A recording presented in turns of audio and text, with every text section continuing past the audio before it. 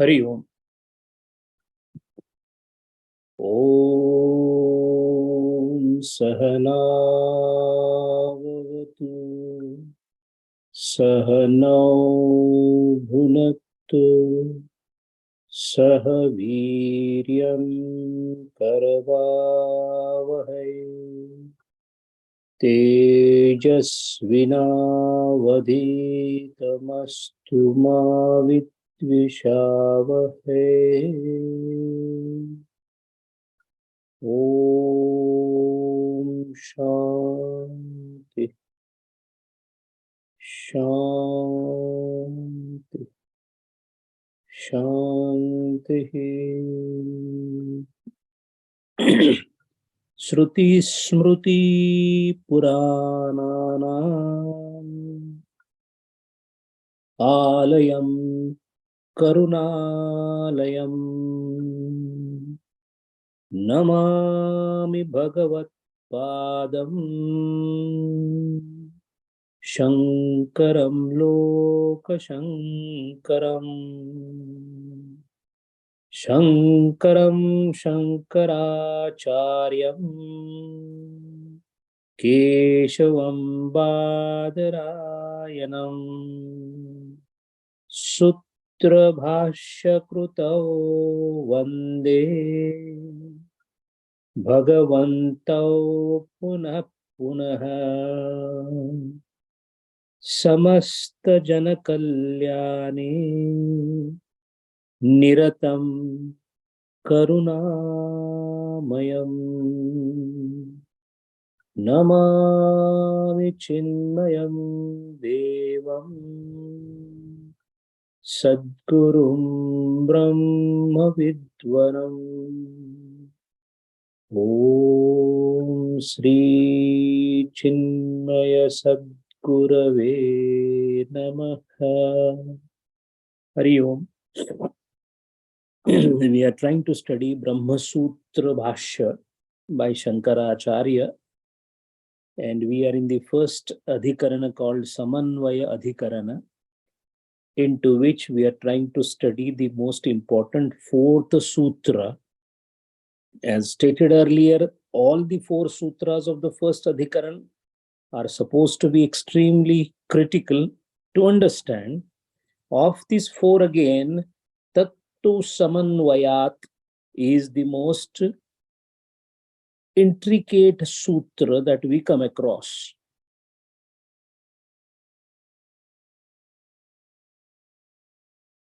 The purpose of Brahma Sutra and the Bhashya and its study is to invigorate, shake with lot of force, create an intellectual storm of thoughts so that the sadhaka can do the mananam about the ultimate reality.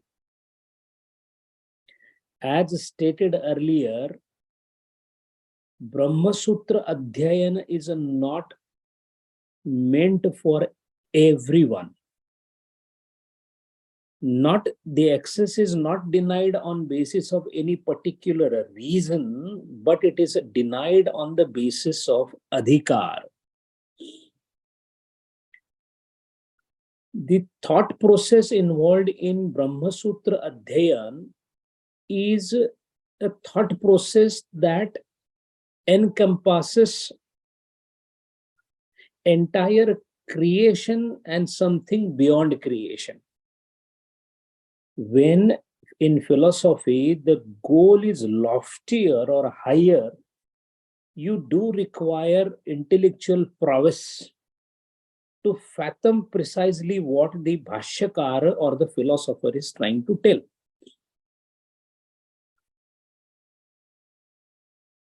In the same vein,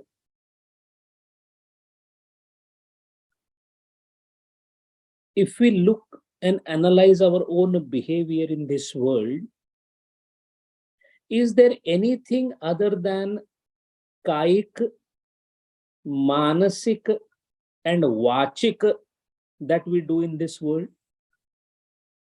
Our entire activity of all the constituents of the universe that is created is essentially either kaik, manasika, or vachika.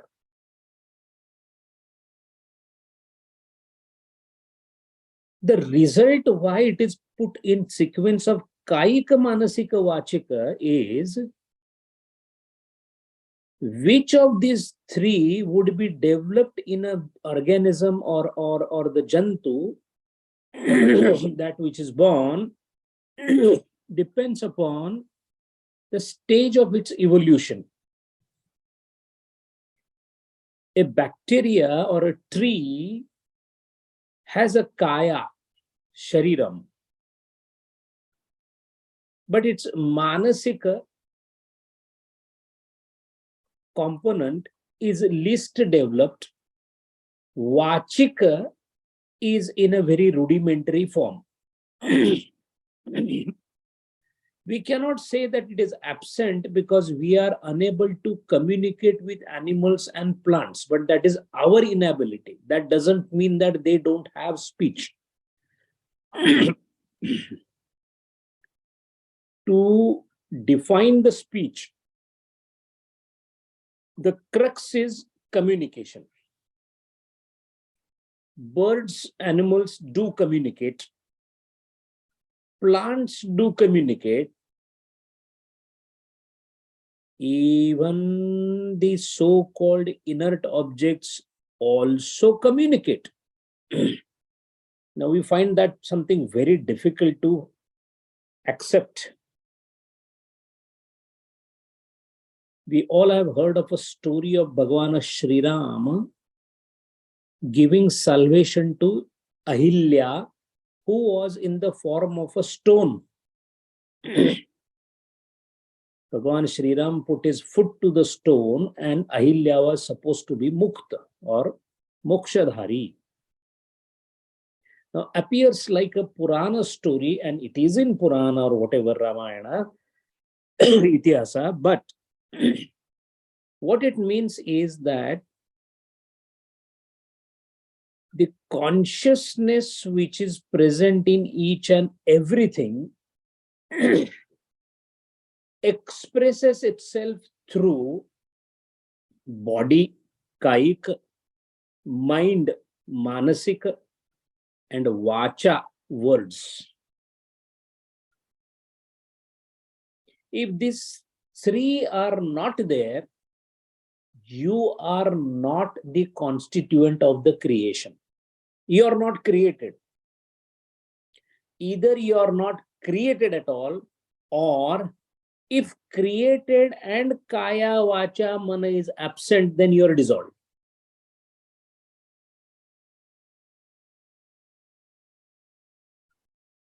If you have body, shariram, kaya, if you have mind, antakarana, and if you have communicating ability or vacha, that means you are a being in this world.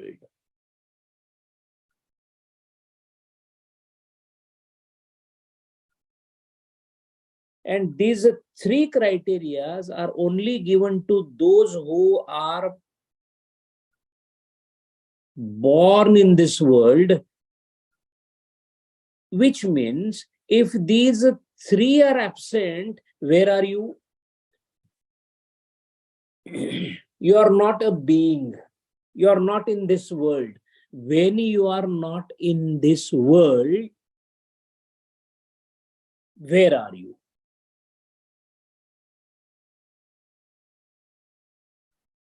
Sharira sahita, manasa sahita, vacha sahita, I am in this world. When the three are absent, where are you? We cannot say where I am if these three are absent unless I experience such a stage. And just think, every day we experience that stage. Every day we sleep, and in the sleep, kaya, vacha, mana, all the three are at rest, they are gone. All right, temporarily or otherwise, we are not concerned with that. But deep sleep is a state. Nidra or Sushupti Avastha gives us a glimpse of what happens when Kaya Vacha Mana is not there.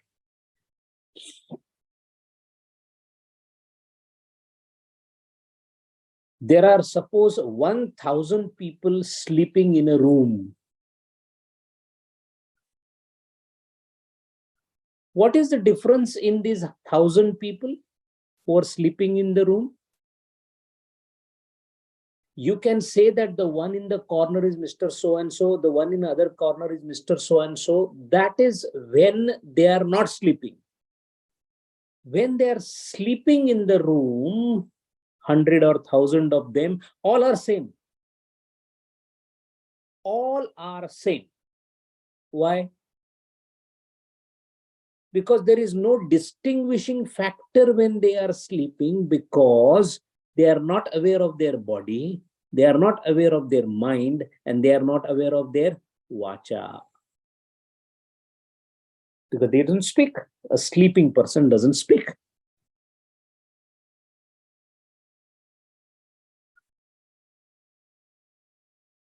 A dreaming person may speak, and his mind may work in pratibhasika sattha or dream world. But a deep sleeper is completely oblivious, completely lost to the surroundings.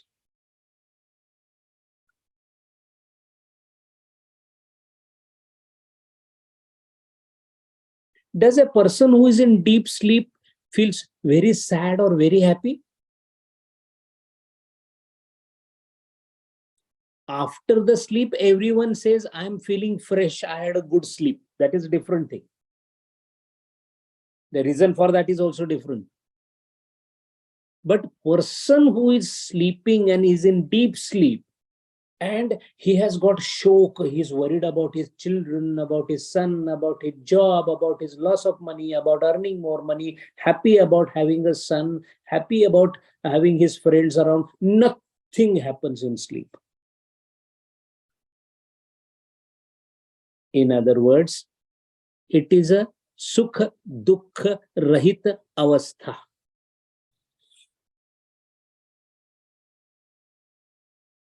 Why this is being told is because it says, and it clearly proves that the time when kaya vacha mana stops operating, that must be the stage when shokanasha is there. This is the main point. We are bringing the whole main issue of discussion towards this point, that at a point when body, speech, and mind is not present, is the state in which there cannot be any shok. And what is that we are trying to do in this world? To be shokarahita. We don't want dukkham.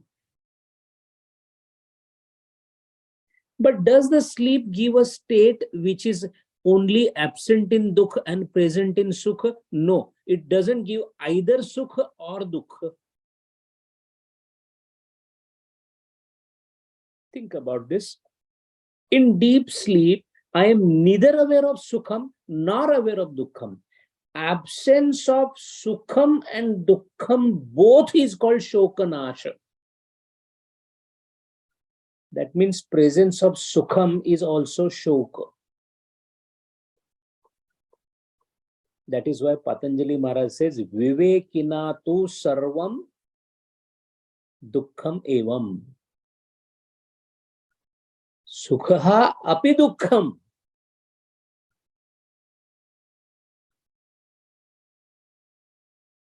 This clearly proves that if I have to be shoka rahita, sukha dukkha rahita, then the state that I intend to achieve has to be essentially without body, without speech, and without mind.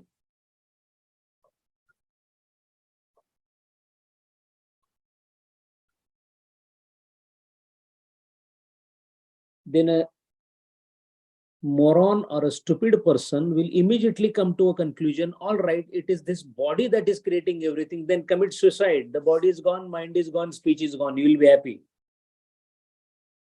forever. In fact, every person who commits a suicide thinks the same way.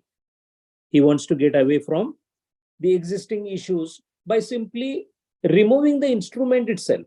You destroy the body, so kaya, vacha, mana, all the three are gone. The fallacy in this argument is kaya is gone, vacha is gone, mana is not gone.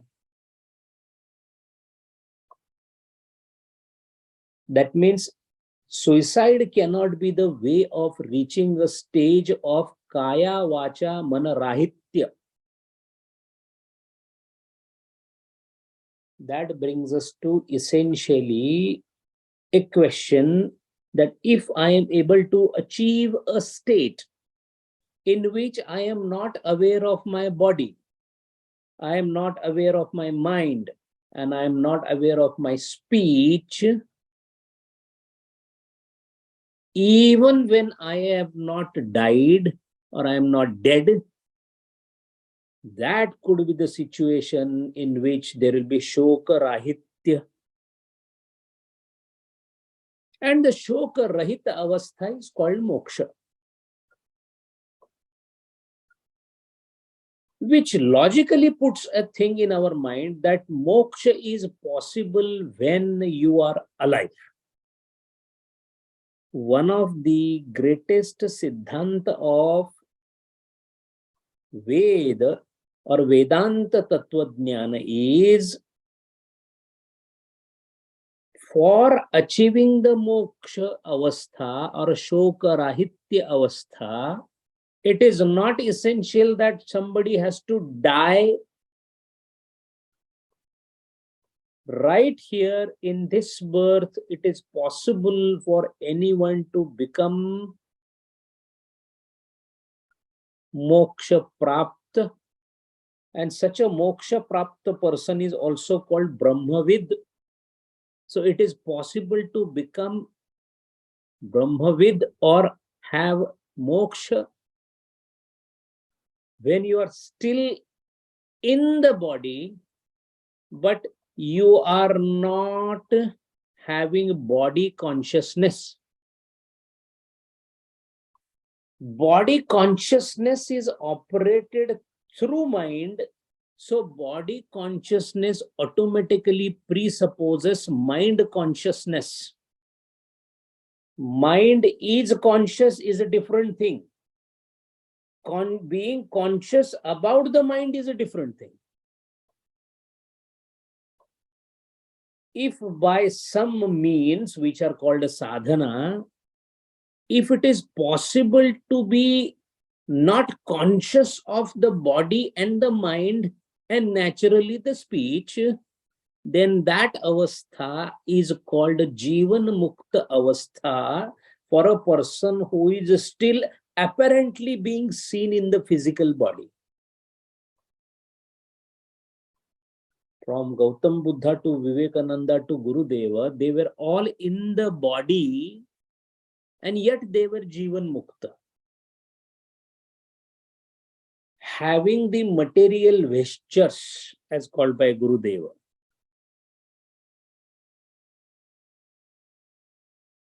When you wear beautiful clothes on the body, you know that these clothes are not you because you are inside the clothes.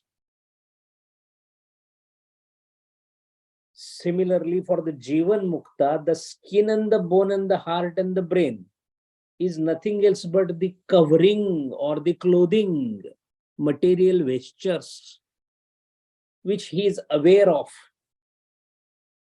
So a Jivan Mukta is not something which discards the body in physical sense, but knows that he is not the body.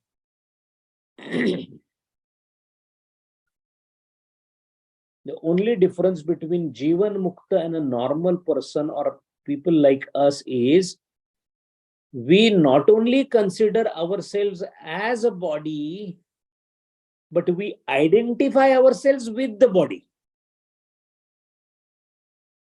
I have a sharir, or the body is a fact, cannot be denied. And that is not to be sublated, that cannot be sublated. I am dehadhari, cannot be sublated. Till the time I die, I will have a body. But if I'm asked, who are you? I say, here I am. That is the problem. I have a body, but I am not the body.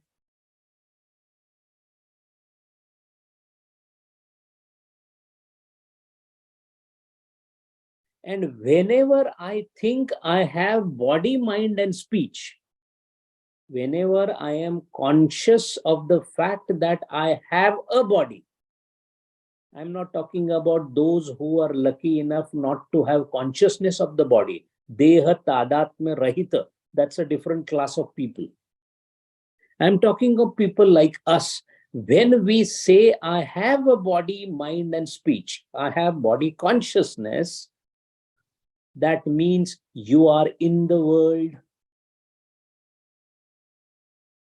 The creation may be humongous. There is so much of variety of things in this world. But this world will come to recognition by me only and only when I think I am the body and the mind. The time I say I am the body by name so and so, I am the mind, that's the time I am a part of the universe or the creation. Otherwise, I am not. There may be Pacific Ocean, there may be Atlantic Ocean, there may be Himalayas. That has got nothing to do with me if I am not the body and the mind and the speech. The moment I say I have a body, which we all say, then you become a part of the world or the creation. And that is precisely the point when you are bound by the rules of the world. Those who have joined a company, there will be a company rule to follow. But if he's not an employee or employee of that company, why would he follow the rules? Those who think they are the body and the mind and the speech, they being the part of the universe, they are bound to follow the rules of the universe. What are the rules of the universe? The rules of the universe are the rules that are laid down for you. Now that you think you are a body, then you must behave like this, think like this, act like this, do like this. So do's and don'ts come for those who have a body. And these do's and don'ts are pronounced by either the wise people or the scriptures. Mankind prepared certain set of people saying that he belongs to that set of conditions. That is called another religion. This is called another religion. Religion is an artificial creation by respective communities for the sake of knowing precisely how to behave in this world, or what to follow, what not to follow. And those commandments or those orders are the basis of having a book or a scripture. So Veda is the compilation of those orders or ordinances or commandments given for the sake of those who think they have a body. Those who have transcended the body, for them the Veda is of no use.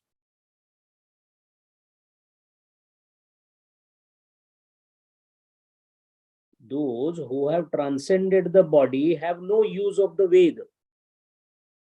So those who have the body or who think they have the body, mind, speech, they have to follow the ordinances, orders given in the Veda, called Veda Vihita Karma. Because those who think they have body, mind, and speech, they always keep doing something. In fact, moment you think you have body, mind, and speech, you are immediately destined to do some work. Work means what? Use of body, mind, and speech is work. Whether you do it through this indriya, that indriya, this is the modalities of the work.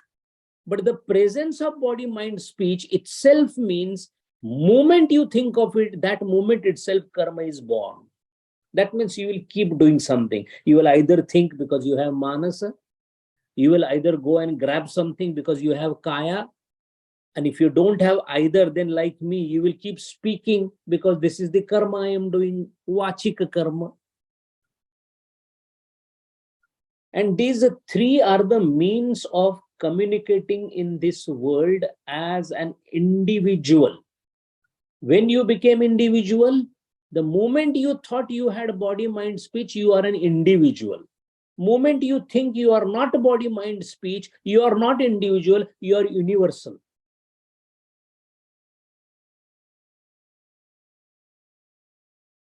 In other words, when you think you are body, mind, and speech, you are a vyakti. And when you think you are not body, mind, speech, you are abhivyakti. A vehicle for expression of the ultimate reality or the Chaitanya is what your body, mind, speech is when you think or when you have transcended the body, mind, speech. So all the Rishis, Acharyas, Gurudevas, Vivekananda, Samartha, whatever, Gyaneshwar, all of them were abhivyakti. Vyaktitva, individuality, was thrown away by them through sadhana. Why this entire discussion was done? This is to prove a point that if you want to know the ultimate reality, Brahma Jidnyasa, if you want to know the Brahma, you will have to go beyond Kaya, Vacha, Mana. And all that the Veda tells us is all about karma, and karma is all about Kaya, Vacha, Mana. That means karma kanda or karma mimamsa is for those who think they are body, and because they think they have body, mind, and speech, for them Vedas have prescribed karma kanda.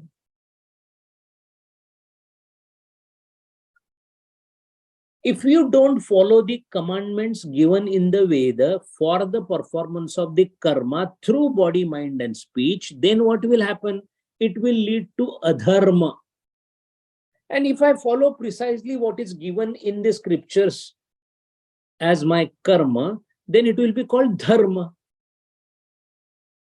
So what is dharma? Dharma is nothing else but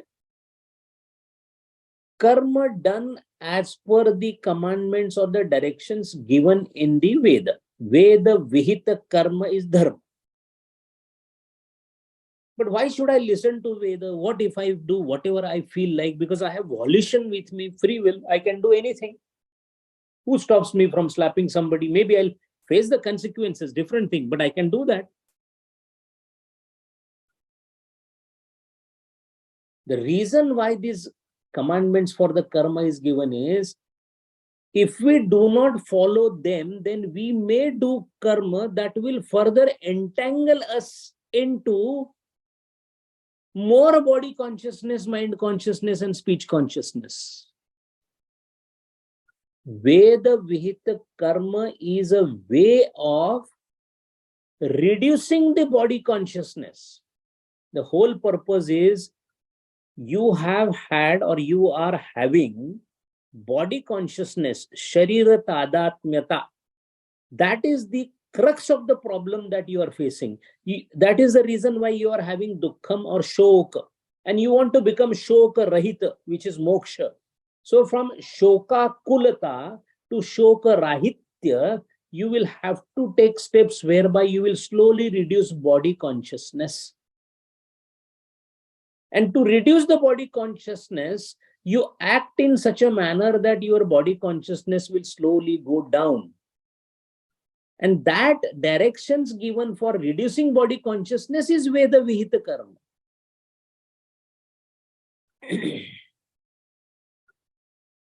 That is why Veda says, don't do Kamya Karma. desirous activity is not told to be done by the Vedas for a very simple reason. Because if you do not follow Veda Ajna, Veda Vihita Karma Ajna, then your karma shall lead to further complication and hardening of the attitude that you are the body.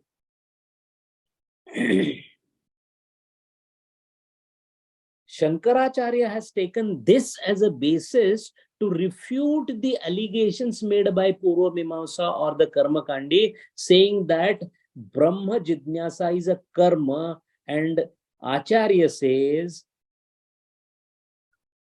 Brahma Jidnyasa is nothing, is not a karma, because it is Brahma Prapti is nothing else but having complete loss of body consciousness. And if body consciousness is not there, karma cannot happen. And the one who doesn't have body consciousness is the only one who has ability to know Brahma.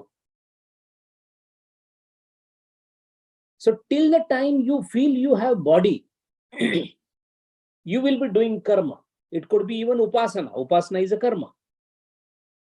Good karma, bad karma, upasana karma, whatever. But till the time you have body consciousness, while Brahma Jidnyasa or knowing Brahma is only when the body consciousness is lost.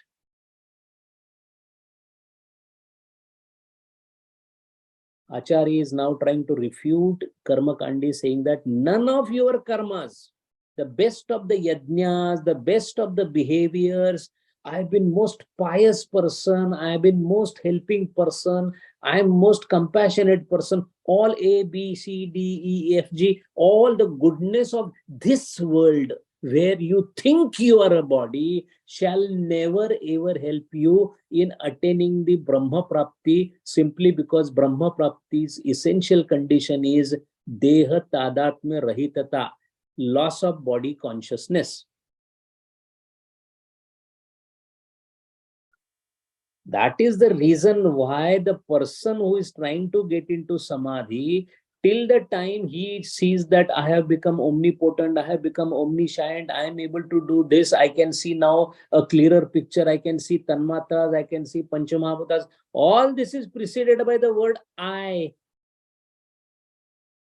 Ask a person who was meditating, what did you do? He will say, I was doing meditation. That means you were aware that you were doing meditation. The moment you are aware that you were doing the meditation, that means you were aware of the you, means body, means yourself. So the precise condition for body loss of consciousness or deha tadatma rahitata is you should not be aware that what you are doing. That means it is body less awareness, kaya, vacha, manas less awareness, and kaya, vacha, mana has choice to do something. A person doing ekagrata and dhyana, he has a choice, so he takes it as a choice to do the concentration and ekagrata. So that is why when you don't have this choice, or when you don't have kaya, vacha, mana, and still you are aware, that is Brahma Prapti. That is why we find the word of Krishnamurti Maharaj as choiceless awareness. You're aware, but it is choiceless. Because choice is a function of kaya, vacha, mana. That is why, in order to refute the allegation of Purva Mimamsa, Acharya says, the Siddhanta Paksha says, not by karma. Karma Brahma Vidya Falayoho Vailakshanyat. The phalam of karma is completely different, and Brahma Vidya's phala is different. Karma Vidya and Brahma Vidya are two different Vidyas. First thing, what the Acharya says, Karma Vidya is different than the Brahma Vidya. Acharya says, Shariram Vachikam Manasam cha Karma Sruti Smruti Siddham Dharma Akhyam. What is Dharma, Dharma, Dharma? Kaik, Vachik and Manasika Sruti Vihita Karma is called Dharma. Kaik, Vachik, Manasik, Shruti, Vihita Karma is called Dharma according to Acharya. And the same thing is told by different definitions of Dharma by other people. Vyasa Muni Maharaj says, Dharanat Dharma ityahur Dharma dharayate praja yasyat Dharana Sayuktam Sadharma iti vidiyate. Jaimini Maharaj says, Chodan Lakshan Artho Dharmaha. And Kanada Maharaj says, Yato Abhyudaya Nishreyasa Siddhi Tato Dharmaha Sadharmaha. So, in other words, Dharma is something which is done by body, mind, and speech. Brahma is something which is obtained when these three are absent. That means if Dharma is present or Karma is present, Brahmadhyan cannot be present. These two are not related to each other in terms of phalam. Brahma Vidya is different, Karma Vidya is different. So don't try to apply Karma Vidya rules like karma and then there is a phalam. So Brahma Vidya also must be a karma and you get phalam. So you do dhyana, dharana, samadhi and as a phala you get Brahma Prapti. No. Yad Vishaya Jidnyasa Athato Dharma Jidnyasa iti Sutrita. The first Jaimini Sutra of Athato Dharma Jidnyasa, Purva Mimamsa, first Sutra says, Tayoho Chodan Lakshanayoho Artha Anarthayoho Dharma Adharmayoho Phale Pratyakshe Sukhadukke Sharir Vag Mane Bhi Eva Upabhujyamane Vishaya Indriya Sanyoga Janye Brahmadishu Sthavaranteshu Prasiddhe. This is the first sutra of Jaimini Maharaj in Purva Mimamsa or Dharma Mimamsa. What does it say? It says that Shastra or Veda is a Hitarupa Dharma or Ahitarupa Dharma and gives the phalam of Sukha and Dukkha. That means Karma can only give you phalam one of the two types, either Sukham or Dukkham. By doing a karma, you will feel good or you will feel bad as a phalam. Suppose you do very hard work and you get money. It pleases you. Sukham. You help somebody and the person smiles. He was very hungry. Now that you fed him, he smiles at you. You also feel good about it. Sukham. For no reason, somebody comes and slaps you. You feel bad. Dukkham. You put in your money on something and you lose it. Dukkham. You put the money, karma was done, phalam, dukkham. So first you do an act and there is a reward. So every act is followed by reward of either sukham or dukkham.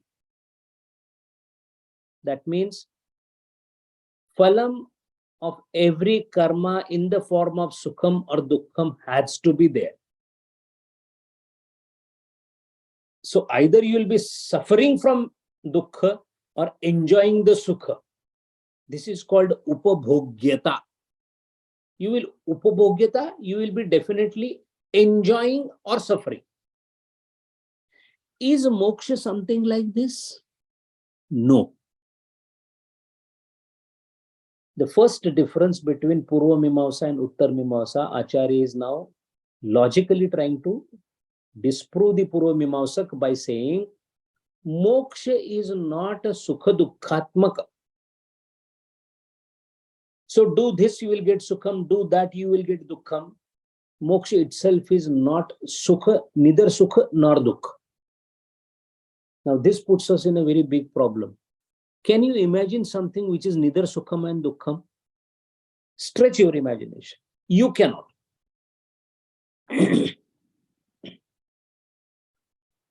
But tell me one thing, when we are sleeping, what is happening? Are we sukhi or dukhi? When we are sleeping, deep sleep, are we sukhi or dukhi? The answer will be, God knows. Why? The sleeping person doesn't know. He doesn't know sukham. He doesn't know dukkham. Yet when he gets out of the sleep, he says, it was a very good sleep.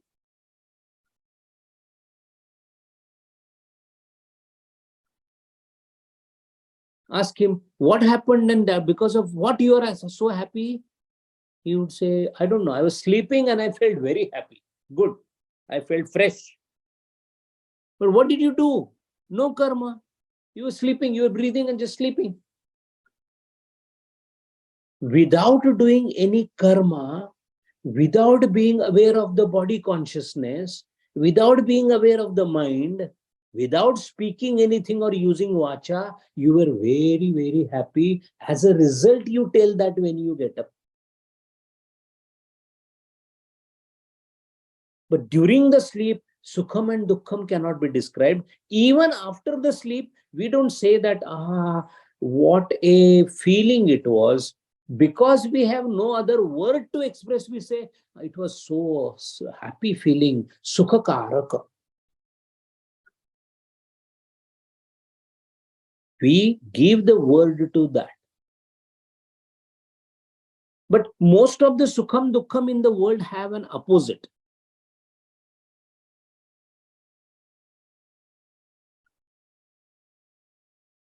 In sleep, you don't have any opposites. You simply don't have sukham and dukkham. So first thing is, sukha dukkha as upabhogyata is an essential part of karma, and Brahma Jidnyasa is one thing where by knowing Brahma, you are not going to get dukkha, you are not going to get sukha. Then what is the point in going for Brahma? The point is, this is a state where there is no sukham and dukkham. And the absence of sukham and dukkham both is called shokarahitya. And shokarahitya is the only thing which will make us go out of this world in the form of redemption. If you are very happy with this world, with this sukham and dukkham, there is no point. There is no point in doing Brahma Jidnyasa or Brahma Sutra. You are very happy here, go. But nobody is happy. Every single individual wants to really get rid of this struggle that he is doing between and oscillating between sukham and dukkham, or so-called sukham and dukkham. So our intention in our mind is, I want to be in a state which is only sukham. There is no dukkham. So relative stage of that type is already there in the Shastra, which says that Swarga Sukham is a Sukham where there is very little Dukkham. Most of them is only Sukham. That's why it is called Swarga. And if you want to have that, then you can do Jyotishtom or some type of Yajna, become Punyavan. You will get Swarga. Swarga is a place where you will enjoy more, have Sukham more. But again, there is a problem there. What? Moment there is punya kshaya, again you come back. The permanence is not there in that. There will be longevity.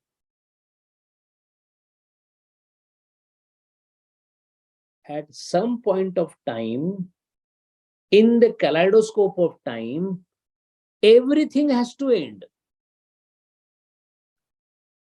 A bright luminous star in the galaxy may be staying alive for 4 billion years, but after 4 billion years, it will become supernova. Our sun itself is going to finish after another few billion years. That means the entire earth will be also gone, because we sustain on sun.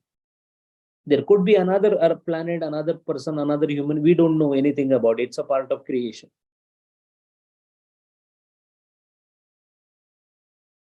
If that is the case, that means moksha is not upabhogya vastu.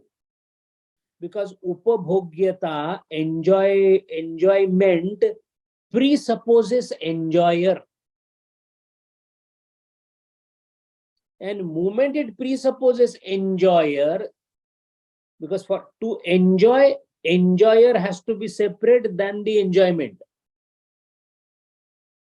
When enjoyer is not separate than enjoyment, then enjoyment cannot take place. And that is the reason why Brahmi Bhuta or Brahmajnani does not enjoy anything. Then what happens? If he's not enjoying, if he doesn't know he is, then how is it that he is in the shokarahita avastha? The enjoyment that an enjoyer gets through the medium of enjoyment, that tripartite division is lost, and enjoyment becomes the nature of the person.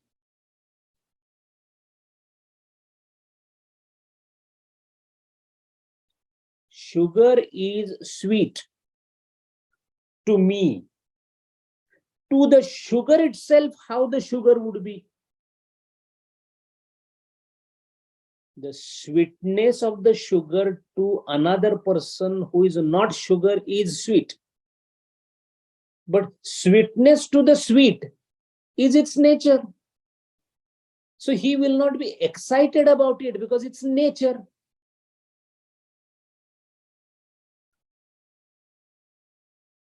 That being the case, upabhogyata is one of the things which is differentiating between karma and moksha, karma and Brahma.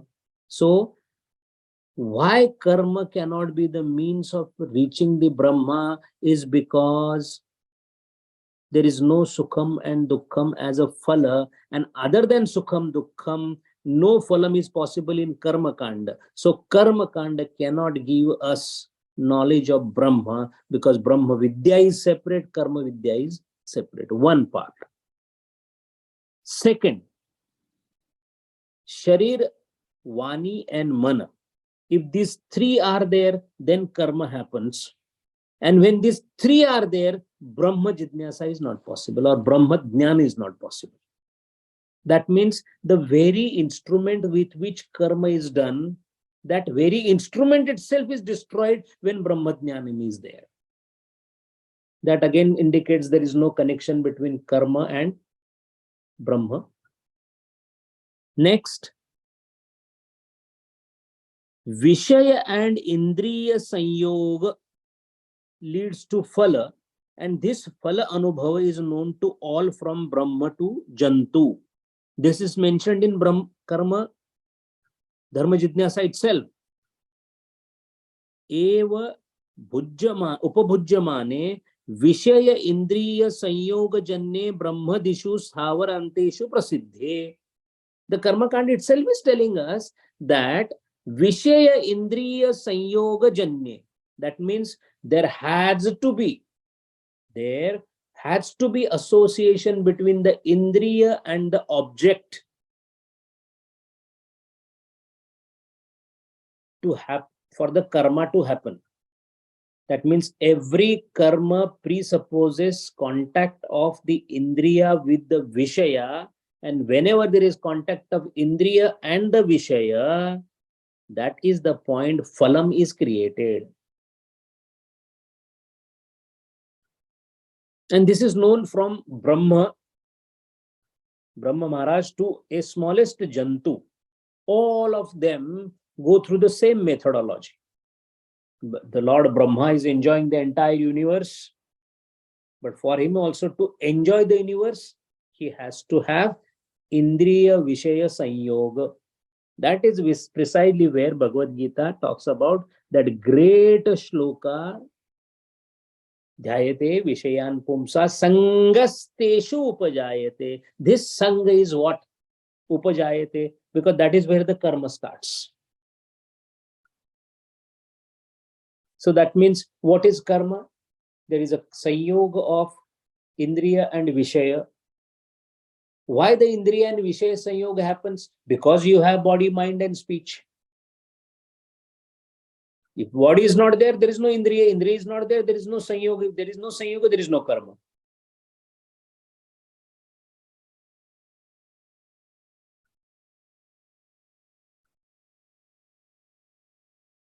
Never to think that when the body is lost because of the death, then you will become Brahmajnani. No. Body is lost is vesture, the covering is lost. The Linga Sharir is still waiting for another body will be taken, and the process will keep on continuing viciously. Samsarati iti samsaraha. So you have a body, mind, speech, you have indriya and object, you do a karma and there is a phalam. This is the story of karma kanda or dharma jidnyasa. Does something like this happens when moksha or the brahmadhyana is taken? In brahmadhyana or moksha, there is no indriya, there is no object, there is no sanyoga, so there is no phalam. That means brahmadhyana cannot be phala of something. Brahmadhyana, it cannot be phala of something. That is why Brahmadhyana or Atmadhyana is the result of something, cannot happen.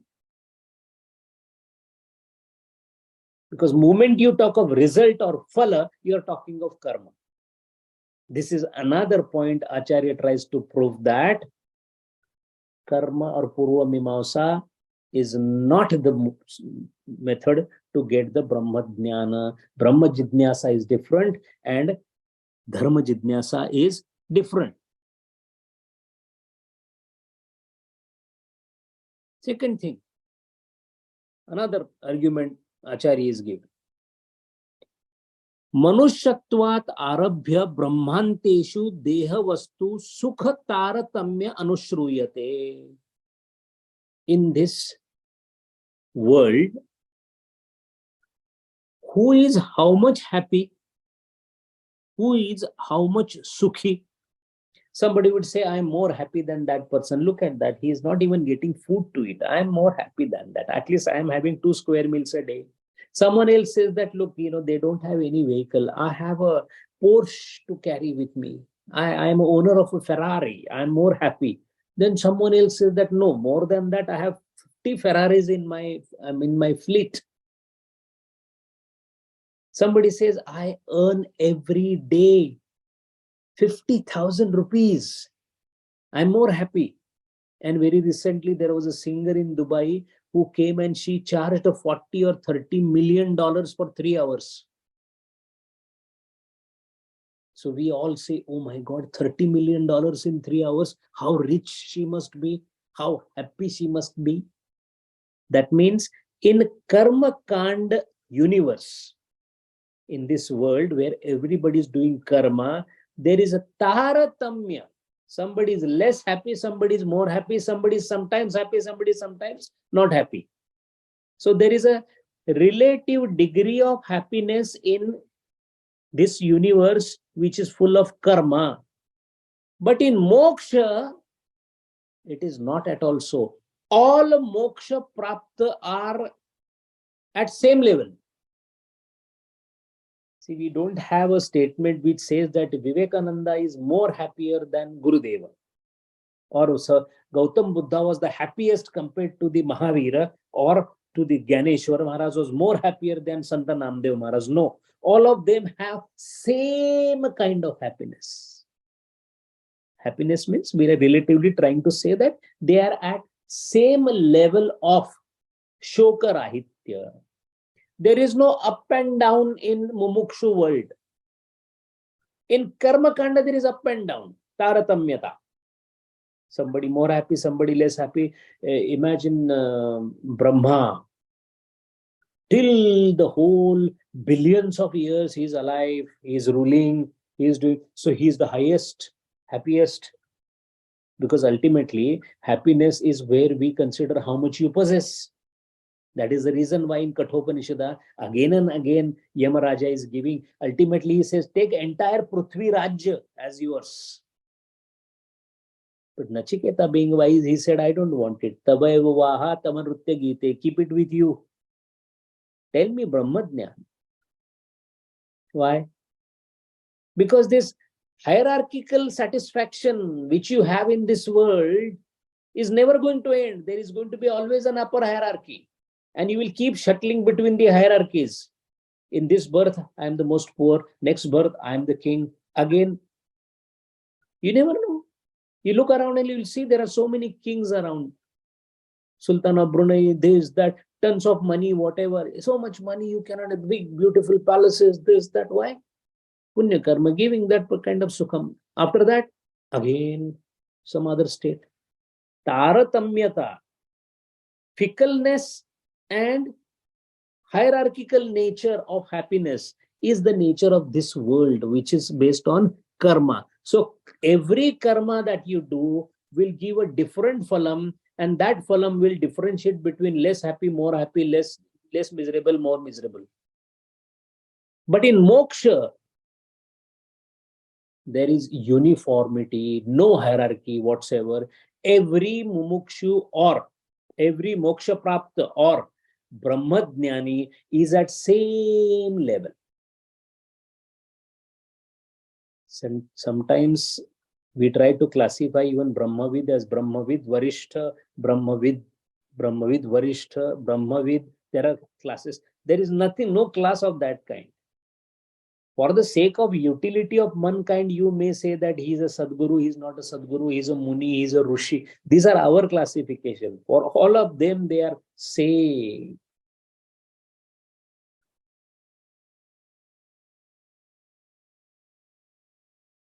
Apana sarikhe karite tatkal is a saying of Tukaram Maharaj, which says that every saintly person, he tries to make everybody like him because he is only one. That again proves a point that every Brahma Prapta being Brahmaeva Bhavati, he being Brahma Ekameva Dvitiya and having no parallel, all of them are them only. So you can't be Brahma with and yet upper and lower, higher and lower. See, this is a very important philosophical point when it comes to Vishishtadvaita or Kevala and difference between Vishishtadvaita and Kevaladvaita. Kevaladvaita, Shankaracharya is not prepared to accept anything other than being the Brahma. While Ramanuja and others, they try to create relative unity. I'm almost close to Vishnu, but I'm not Vishnu. Acharya says, no. Your Vishnu, whatever you say, ultimate truth, that will be you. No difference whatsoever. That is why the third important difference is moksha anubhav does not have this more or less gradations. And three differences we saw. One, the first difference that we saw is kaya, vacha, mana is must for the karma, while it is absolutely to be not must for the Brahma Jidnyasa. So first difference is that. In other words, till the time you have kaya, vacha, mana, no chance of having Brahma Jnana. And if you don't have these three, no chance of having karma. That is why Jnanagni Sarva Karmani Bhasmasat Kurude. Brahma Jnana, when it happens, kaya, vacha, mana is gone, karma is gone. And having kaya, vacha, mana itself means kartrutva, bhoktrutva, bhranti. So that is first difference. Second difference is Vishaya Indriya Sanyogat Phalam Upapadyate. So there is a Vishaya, there is a Indriya, and there is a Phalam.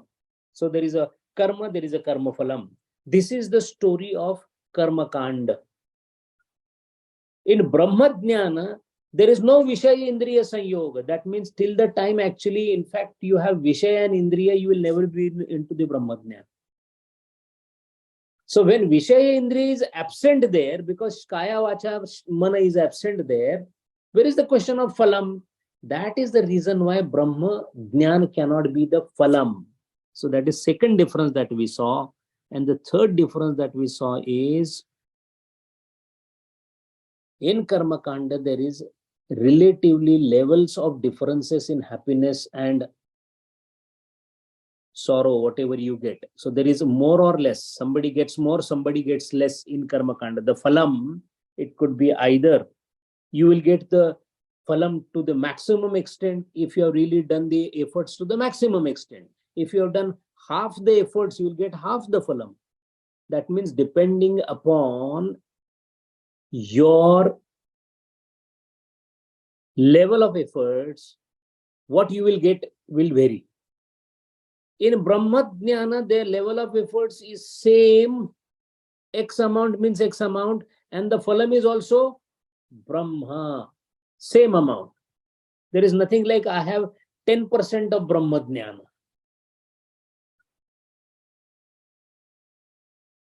So these are three major differences or defenses of Siddhanta Paksha against the Purva Paksha. There are two more defenses Acharya has put. The pratibha of Acharya while doing this Bhashyam has surpassed all boundaries. This is the jewel crest of the philosophy of Sanatana Dharma. No wonder Vyasa Muni in the form of an old man is supposed to have come into the cave where Acharya was writing every day this Bhashyam, Padmapadacharya supplying him with the ink that was required in the morning after the morning ablutions and dhanam and Mangal Mantra. Every day Acharya used to write the commentary on the Brahma Sutra of Badarayana Rishi, and Rishi himself was listening to that in the garb of an old man. That is what the story goes. So that is how one by one Acharya is trying to defend. That is the reason why what Acharya defended through Brahma Sutra. If there is any one scripture that made Acharya Shankaracharya the most popular proponent of Advaita, and Advaita spread like wildfire against the Buddhism, the Pradhana Malla, as well as Purva Mimamsa, was this Grantha called Brahma Sutra, of which the other refutation of arguments shall be the subject of next session. Hari Om. Om Purnamada Purnam Nidam Purnat Purnam Udachyate Purnasya Purnamat Purnameva Om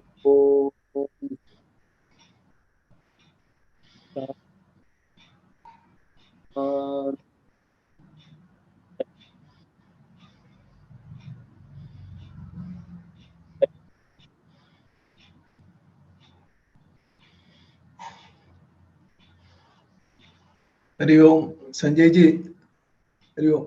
I have 2-3 questions, but I will ask it in the next session because I have to rush to the hospital where my brother is admitted. I will ask this in the next session. It is amazing. I can't believe this. So let us meet in the next session. Thank you. Thank you very much. Thank you. Hari Om. Any more questions? This is Hari Om Bhuvan. Sanjay ji, that Devi Ahilya's incidents which you were narrating, can you just elaborate that? It's a very interesting one, actually, the way you, the consciousness touched the stone. Can you please, just if you can, little deeper if I don't understand. We have heard the story that Bhagavan Sri Ramachandra touched with his feet, the lotus feet,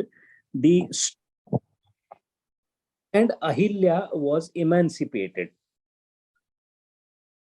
So Gautama's wife Ahilya, who had some shrap or whatever, let us say pratibandha for the moksha, was ultimately given moksha by the constant remembrance of Lord Rama, and the Lord Ram is supposed to have given that salvation through the stone. Now the biggest and the fundamental question is, how a stone can get a salvation? How it is possible that the stone suddenly becomes moksha prapti, suddenly gets moksha prapti?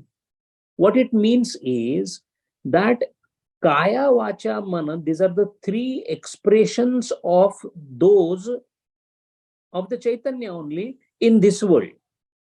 Those who are conscious of kaya, vacha, mana, they are part of the world.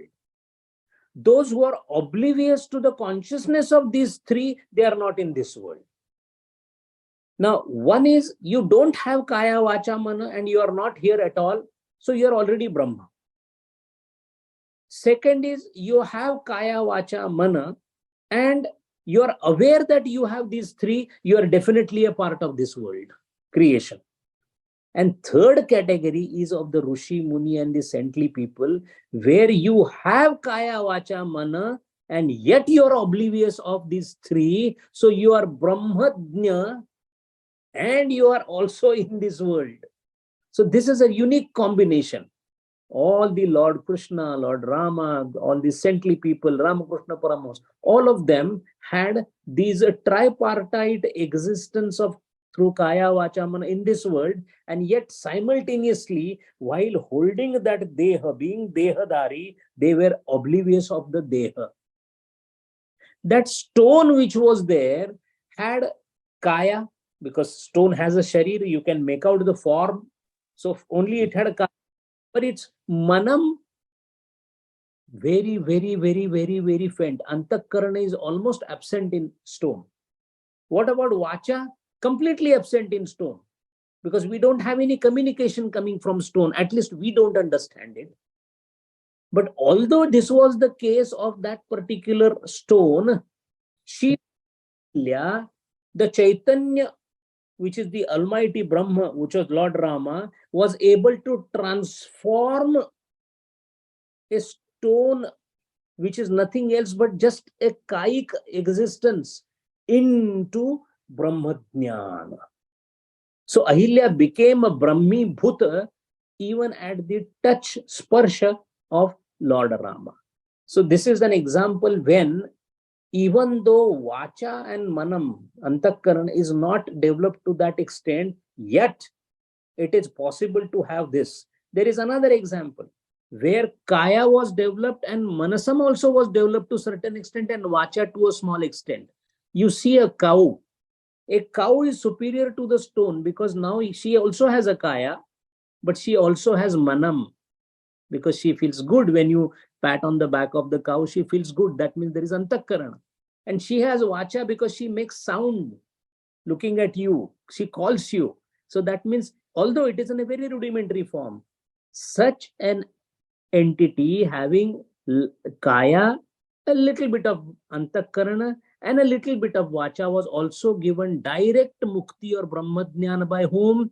Ramana Maharshi gave it to the cow called Lakshmi. Hari Om. Hari Om. Dhanyavad.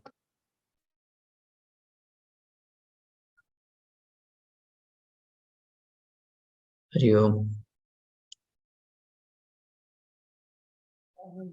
Manshiji has a question. Yeah. Yes, please. Dr. Sir, we understood that everything that is having Kaya, Vacha, or Manasa is a part of the creation. How do we apply this rule to Tanmatras or Panchabhutas and Guna, the Teen Guna and Tanmatras in particular? Because they are part of creation, but they don't seem to have Kaya, Vacha, and Mana. Tanmatra, Guna, and the entire cascade described in 25 Mahatatvas of Sankhya Tattva Jnana, which is nothing else but the Pancha Mahabhutas in gross form that we know, because a grosser form Kaya we are aware of. We are not aware of the Kaya of subtle forms. Can you see a ghost, a spirit? We cannot. You cannot see it, but it has a Kaya. Please do not misunderstand Kaya as something which your Indriyas can apprehend. Your Indriyas have a limited ability to apprehend. Can you hear to the sound which the dogs can hear? You cannot, because ultrasonic sound only dogs can hear.